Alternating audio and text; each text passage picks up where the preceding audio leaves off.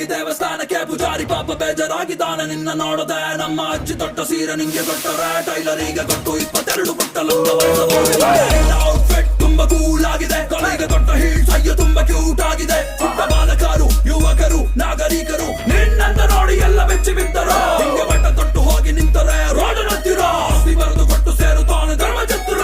ಬ್ಯಾಡಲೆ ಹಿಂಗಾಡ ಬ್ಯಾಡಲೆ ಇದೆಲ್ಲ ನೋಡಿ ನಾವು ಎಲ್ಲಿಗಾಗದೇಳಲೆ. ಅಯ್ಯೋ ಬಿಟ್ರಲೆ ಇದೆಲ್ಲ ಬಿಟ್ರಲೆ ಅತಿ ಆಸೆ ಪಟ್ಟರೆ ಮಂಗನಾಗುತ್ತೀಯಲೆ.